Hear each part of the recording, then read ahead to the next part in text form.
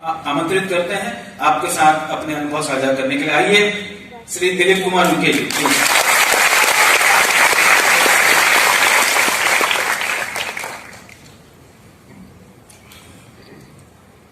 Thank you everybody. Thank you sir for getting me here.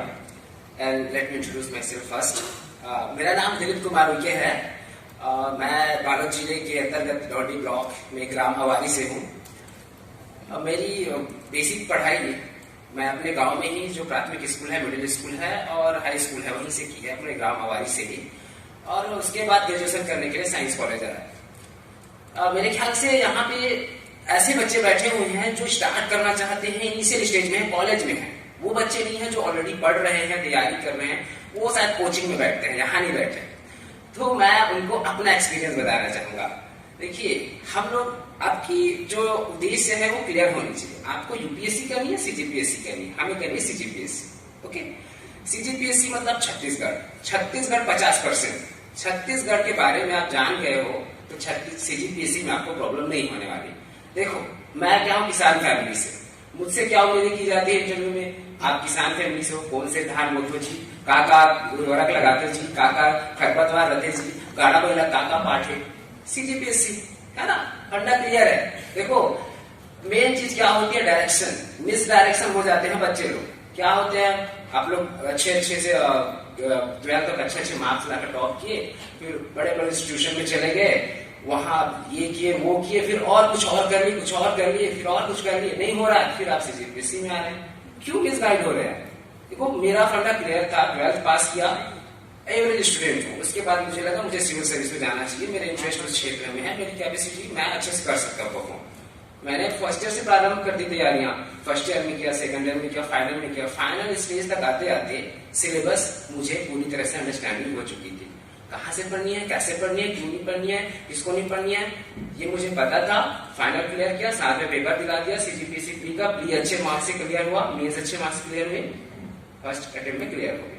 ठीक है, आपको clear रहनी है और उसमें आपको कॉन्फिडेंट रहनी है। पहले दिन क्या होती है, जो बच्चे गलती करते हैं, मैं गलतियों को बताना चाहूंगा कि without understanding to the syllabus direct मतलब सीधा जंप कर देते हैं वो स्टडी में, है ना। आपके पास सिलेबस है भाई, आपके पास डायरेक्शन है, सिलेबस के अंदर ही आपको समझिए कि आप कहीं से पढ़े, न्यूज़पेपर पढ़े, बुक्स पढ़े, कहीं से पढ़े, आपको समझ आना चाहिए कि सिलेबस के कौन से पार्ट से आपको वो फंस सकता है। तो आप बिना सिलेबस को समझे डायरेक्ट वहाँ प्रिपरेशन में चले जाते हैं। बच्चे कोई भी बोलते हैं कॉम्पिटिटिव एग्जाम की तैयारी करेंगे तो वह जीके बुक खरीद लेते हैं, कहीं से भी खरीद लेते हैं। वहाँ एक लाइन में लिखा रहता है ये यहाँ पे स्थित है, इस क्षेत्र में ये बहुत बड़ा पर्वत है, ये है वो है। ऐसा नहीं होता ना। आपको आपके बेस को अच्छे से पढ़ने हैं। आपको जो जैसे एनसीईआरटी के बुक होते हैं, हमारे जो हम बेसिक बुक होते हैं ना, जैसे बहुत सर लोग बताए हैं इससे पहले, और जो कोचिंग्स में भी मिल जाते हैं, तो आपको बेस को अच्छे से समझना है, अंडरस्टैंडिंग डेवलपमेंट करनी है सिलेबस के अंदर जो सब्जेक्ट है उसमें। तो आप सिलेबस को समझेंगे तो आपको अकॉर्डिंग उसके अकॉर्डिंग आप बुक खरीदेंगे और उस बुक को पढ़ेंगे, उसको समझेंगे, बेसिक अंडरस्टैंडिंग करेंगे, उसको रिवाइज करेंगे, रिवाइज करते हुए नोट्स बनाएंगे, फैक्चुअल नोट्स बनाएंगे। और पास्ट ईयर के क्वेश्चन जैसे सर ने बताया, तो उसको आपको अटेंड करना ही है, क्योंकि उससे पता चलता है कि क्वेश्चन की डिमांड क्या है, किस सेक्टर से ज़्यादा क्वेश्चन पूछे जा रहे हैं, किस सेक्टर से नहीं पूछे जा रहे हैं। इससे आपके स्ट्रेंथ और वीकनेस पता चलेंगे कि किस क्षेत्र में मेरा पकड़ अच्छा है, किसको मैं जल्दी से कवर कर सकता हूँ, उसको बाद में पढ़ेंगे, टाइम से पढ़ेंगे। और इसमें मेरा पकड़ कम है, मेरे को मेहनत चाहिए, तो उसको पहले पढ़ेंगे। तो ये आप प्रैक्टिस करते रहेंगे, पास्ट में क्वेश्चन अटेंड करेंगे तब समझ में आ जाएगा। सीजीपीएससी क्या है, देखो इसमें 3 लेवल में एग्जाम होते हैं। प्रीलिम्स में 50% छत्तीसगढ़ है, कौन से त्योहार है, यहाँ कौन कौन से राजवंश ने शासन किया, कौन सी नदी है, कौन से पर्वत है, कौन से पहाड़ है ना, और कौन से शासन के मतलब जो वंश यहाँ पे शासन किया, उन्होंने क्या किया, उनकी उपलब्धियां हैं, क्या क्या स्थापना की। इतिहास में आ जाएंगे, भूगोल में आएंगे, नदी पहाड़ पर्वत, यहाँ पे इस क्षेत्र में क्या है, उस क्षेत्र में क्या है, भूगोल में आएंगे। और उसके बाद भारतीय इतिहास, भारत के संविधान, भारत के अर्थशास्त्र, भारत के भूगोल। तो ये सिलेबस की पार्ट है। जब इसको समझोगे समझ आ जाएगा क्वेश्चन कहाँ से पूछे जा रहे हैं। उसके बाद होती है मेंस। मेंस में क्या है, जब सबसे बड़ा नंबर का जो क्वेश्चन होता है ना 15 नंबर का, वो 17 लाइन की होती है। अब आपके क्वेश्चन सबसे बड़ा जो लिखने का जो आंसर है वो 17 लाइन ही है। अब आप 10-15 पेज का आप नोट्स बना रहे हैं एक टॉपिक को, तो कमी है ना उसमें, उसको और रिफाइन कीजिए। अल्टीमेटली आपको 17 लाइन लिखनी है, तो एक टॉपिक को आप 3-4 पेज लिखकर क्या करेंगे? तो आप उसको रिफाइन कीजिए, छोटे छोटे की पॉइंट्स नोट्स बनाइए। पहले आप बेसिक बुक पढ़ेंगे ना, अंडरस्टैंडिंग डेवलपमेंट होगा, फिर आप पढ़ेंगे और अच्छे समझ आएगा। उसके बाद आप उसी को लेकर एक नोट्स बनाते चलिए जो एक पेज में खत्म हो जाए। अल्टीमेटली आपको 17 लाइन ही लिखनी है at the end of the exam, है ना। तो ऐसे आप बनाते जाएंगे। ग्राफिकल नोट्स होने चाहिए, उसमें एरो डायग्राम, की पॉइंट्स एंड उसमें ग्राफिक्स वगैरह होंगे तो अच्छे से वो की पॉइंट होने चाहिए जिसको पढ़ने के बाद आपको पूरी थ्योरी याद आ जानी चाहिए। तो इस तरह से आपको नोट्स बनाने हैं। जो बच्चे गलती करते हैं नोट्स बनाने के लिए, बड़े बड़े नोट्स बनाते हैं, बुक को एज इट इज उतार देते हैं, फिर वो रिविजन नहीं हो पाता। रिविजन करोगे तब वो कॉन्फिडेंस आएगा ना, उसको पेपर से पहले आपको रिविजन भी करनी पड़ेगी, तब तो कॉन्फिडेंस आएगा।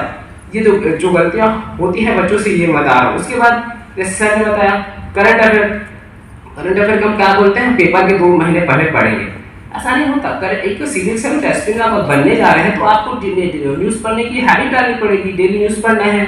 डेली जब न्यूज़ पढ़ेंगे तो वो आपके एक बार तो ऐसी ओवरव्यू पढ़ेंगे, उसके बाद उसको छोटी छोटी नोट्स बनाकर आप रखेंगे मेन पॉइंट को। मतलब इतने सारे न्यूज़ आते हैं, सबको तो इंपॉर्टेंट नहीं होती, लेकिन जो चीज़ इंपॉर्टेंट आपको लग रहा है, रिलेवेंट लग रहा है, उसको बना के कॉपी में लिख लीजिए। आप कॉपी में लिखेंगे, उसके बाद आप वीकली उसको रिवाइज करेंगे, मंथली करेंगे, तो रिवाइज होता जाएगा, आपको याद होते जाएंगे। तो करंट अफेयर डेली का पार्ट है, वो सब्जेक्ट है एक प्रकार का, उसको आप पेपर से 2 महीने पहले पढ़ेंगे ऐसे बोलोगे तो नहीं होगा। ये गलतियां होती है। तीसरी बात कि बच्चे एक ग्रुप सर्कल, हमें अपने ग्रुप सर्कल सेलेक्ट करने हैं कि हमें किन दोस्तों के साथ रहना है, किन दोस्तों के साथ पढ़ना है, किन दोस्तों के साथ नहीं पढ़ना है। कई लोग होते हैं ना, बहुत कई दोस्त ऐसे होते हैं जो लगभग की बातें करते हैं, उनसे थोड़ा दूर रहिए, ऐसे दोस्तों से रहिए, उसके साथ रहिए जो आपके सब्जेक्ट से रिलेटेड बात करते हैं। उनसे आप बात करोगे तो आपके नॉलेज बढ़ेगा, ऐसे दोस्तों से बात कीजिए। देखो 2 इंसान हैं, दोनों के पास 10-10 रुपये हैं और दोनों एक्सचेंज करेंगे ना, दोनों के पास 10 रुपये ही रहेंगे। लेकिन अगर 2 इंसान के पास अलग अलग नॉलेज है और वो दोनों एक्सचेंज करेंगे ना, तो उनके नॉलेज डबल हो जाएंगे। तो ये ग्रुप डिस्कशन के फायदे हैं, इसको समझो।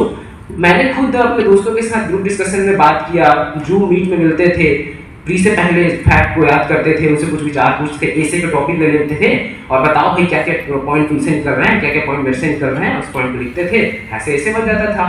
तो एक फायदा इन सब चीज़ों को लेते रही। ग्रुप डिस्कशन हो गई, जो बच्चे ना बनाते हैं ये उनकी गलतियाँ होती है। और ये हो गया मेंस की बातें। और इंटरव्यू क्या है, आपको ये देखना चाहते हैं सर लोग कि आप एक सिविल सर्वेंट बनने के लायक है या नहीं, आप में लोक प्रशासक के गुण है या नहीं। मुझे क्या पूछा गया, देखिए मैं तो गया पहले सबको सर को प्रणाम किया, नमस्ते किया, बैठे, बोले क्या बनना चाहते हैं। सर डिप्टी कलेक्टर बनना चाहते हैं। क्या है डिप्टी कलेक्टर के कार्य, सर ये है ये है ये है। अच्छा आप डिप्टी कलेक्टर बनना चाहते हैं तो क्या करेंगे बनकर।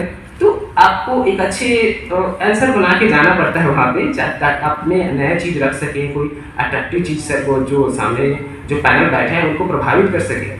तो मैं ऐसे बना कर गया था, उनको बताया।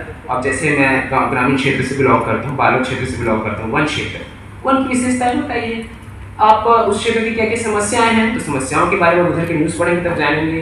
तो उसके बारे में बताइए क्या समाधान कर सकते हैं, तो कोई इनोवेटिव आपके आइडिया है वो रख सकते हैं, ये मुझे पूछा गया। मैं ट्राइबल कम्युनिटी से बिलोंग करता हूँ, तो ट्राइबल कम्युनिटी की क्या समस्याएं हैं, उसमें उनके सरकार की क्या क्या योजनाएं हैं, तुम उनके सुधार के लिए क्या कर सकते हो। मतलब ये क्या है, फैक्चुअल ज़्यादा वो लोग नहीं होते। अगर आपको फैक्ट पता नहीं है तो बोल दीजिए सॉरी सर मुझे इस बारे में जानकारी नहीं है, मैं इस बारे में अध्ययन करूँगा। लेकिन अगर आपके विचार एक सिविल सर्वेंट की तरह नहीं है तो वो निगेटिव इम्पैक्ट आता है। वहाँ पे आपको जबरदस्ती के झूठ नहीं बोलने होते हैं, नहीं आ रहा है तो बोल दीजिए प्यार से, सर मुझे इसके बारे में जानकारी नहीं। मैंने हॉबी को लेकर बहुत मेरे से प्रॉब्लम हुई। मैं 2-3 जगह मॉक इंटरव्यू किया और हॉबी डाला, दूसरों को सुनकर दोस्तों का सुनता था और डाल देता था कि चलो कुकिंग डाल देते हैं, पेंटिंग डाल देते हैं। तो 2-3 जगह गया ना, ऐसे क्वेश्चन आए, मैं टैकल नहीं कर पाया, बहुत गाली खाया।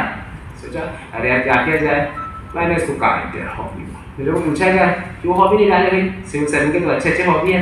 मैंने बोला सर अभी हाल ही ग्रेजुएशन किया हूँ, ऐसे कोई हॉबी डेवलप करने का समय तो नहीं मिला। हालांकि जब समय मिलता है दोस्तों से घर पर बात कर लेता हूँ, घूम लेता हूँ, शॉपिंग करने चला जाता हूँ, मार्केट चला जाता हूँ, सब्जी से खरीदने चला जाता हूँ, ऐसे ऐसे लगता है ओके ओके ओके। एक आता है ना, अपने विचार जानना चाहते हैं वो कि तुम लोगों से मिलोगे तो लोग तुमसे बात करेंगे नहीं, मतलब तुम्हारी बात करने का तरीका है उसमें सॉफ्टनेस होनी चाहिए ना, अच्छे से बात कर सकोगे, लोगों से इंटरेक्ट कर सकोगे। ये सब तो क्वालिटी होती है एक लोग प्रशासक की, यही लोग चेक करते हैं। तो एक ओवरऑल पर्सनालिटी आपकी होनी चाहिए, अच्छा आई कॉन्टेक्ट होनी चाहिए, किसी आपके कॉन्फिडेंस लेवल मेंटेन रहना चाहिए हर लेवल पे, और किसी बात में हिचकना नहीं है।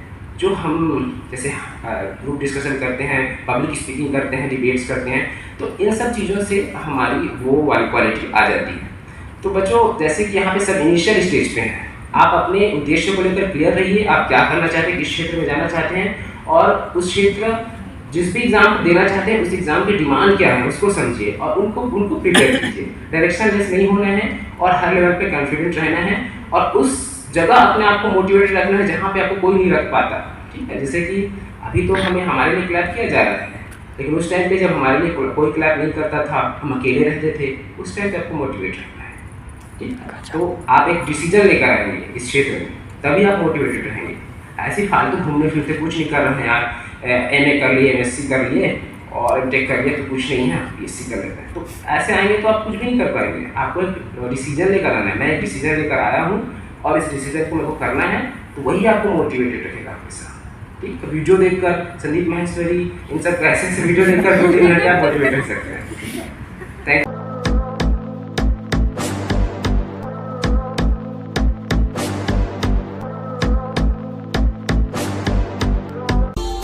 Subscribe now and press the bell icon. Never miss an update.